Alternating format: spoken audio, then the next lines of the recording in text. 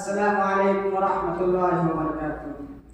الحمد لله رب العالمين، والصلاة والسلام على سيد الأنبياء والمرسلين وعلى آله وأصحابه أجمعين. أما بعد، أعوذ بالله من الشيطان الرجيم. بسم الله الرحمن الرحيم.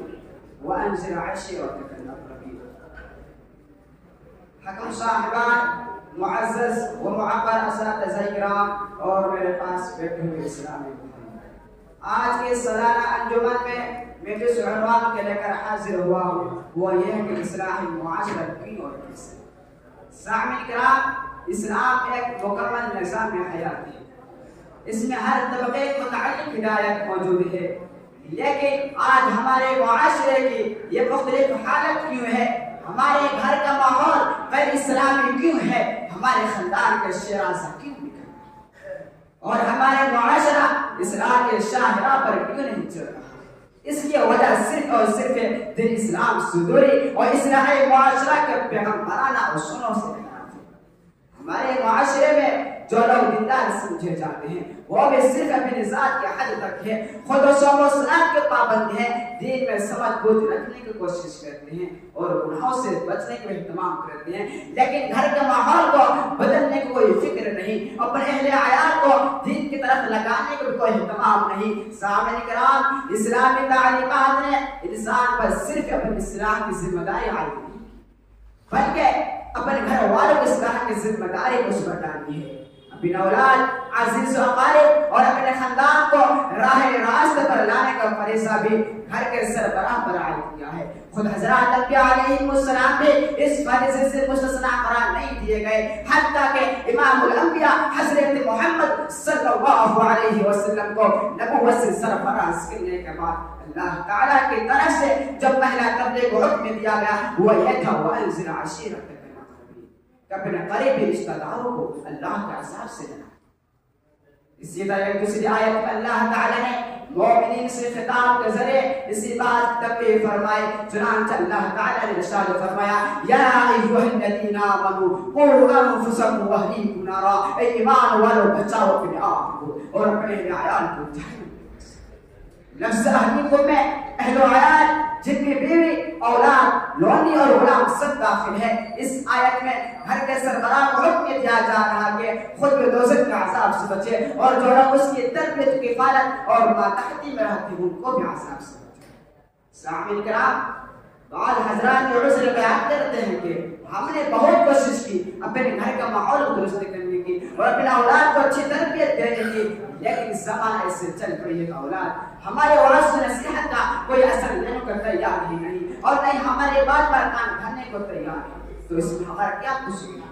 لیکن یہ خیال حضرت دھوکہ ہے، حقیقت کچھ بھی نہیں. سوال یہ ہے کہ آپ نے کتنی کوشش کی، کتنے اضطراب اور کتنے سوچنے کے ساتھ ان کو سمجھانے کی کوشش کی ہے.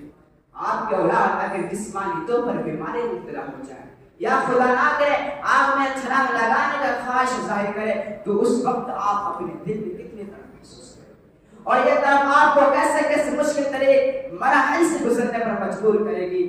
لیکن یہ سب کچھ سہ لینے کا آپ میں حوصلہ موجود ہوگا اور آپ بےتاب ہوں گے کہ کب یہ گھڑی آئے کہ اپنے بیٹے کو صحت و عافیت کے ساتھ اور یہ مشکل وقت ہم سے چلے. سوال یہ ہے کہ آپ نے کبھی اپنے بیٹے کو گناہوں کے چکے میں پھنستے تک کر اس قدر پریشان اٹھائی ہے اور اتنی طرح محسوس کی ہے جتنی اس کی بیماری کا حالت محسوس کی تھی؟ سامنے کرام، اگر آپ نے اس قدر کوشش کر ڈالی ہے اور اتنی طرح محسوس کی ہے تو بلا شبہ آپ نے اپنا فرض بجا طور پر ادا کر دیا ہے اور آپ کی کوشش کو قدر کی نگاہ سے دیکھا جائے گا. لیکن اگر معاملہ اس کے برعکس ہے، الٹا ہے، یعنی آپ نے اتنی کوشش نہیں کی جتنے کرنی چاہیے تھی، یا آپ نے اتنی لگن اور کاوش کا مظاہرہ نہیں کیا جتنا دنیاوی بیماری پر کیا تھا، تو بے شک آپ کا انداز تربیت ہوتا ہے. جب آپ دنیاوی معاملات میں اس کے ساتھ سختی برتاؤ کرتے ہیں تو کیا وجہ ہے دین کے معاملہ میں اتنی نرمی کی اختیار کی گئی کہ ایک دو دفعہ کہہ دینے یا چند بار ڈاکٹر پر ایک دفعہ کر دینے کو فرض کیا تھا.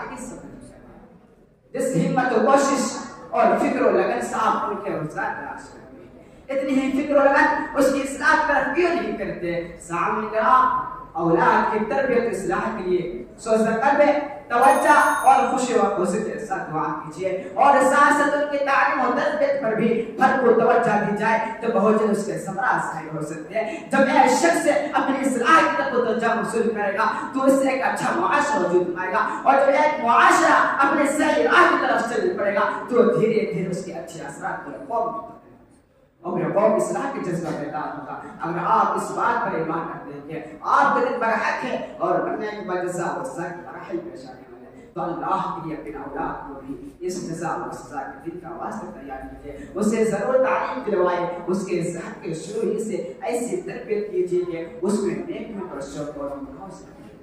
آخر میں اللہ تعالیٰ سے دعا ہے اللہ ہم سب کو اپنے اولاد کو اچھی تربیت دے اور قرآن کا عمل کرنے کی توفیق عطا فرمائے. آمین. وآخر دعوانا ان الحمد للہ رب العالمین. السلام علیکم ورحمۃ اللہ وبرکاتہ. بیٹھو بیٹھو سب بیٹھو بیٹھو سب بیٹھ جائیے ابھی چھوٹی بات سب سامنے رکھو گے کوئی بات نہیں کرے. ٹھیک ہے ٹھیک سے بیٹھو بیٹھو بیٹھو. حافظ خاموش رہو گے سب سیدھا رکھو گے. اچھے سے بیٹھو سیدھا سے.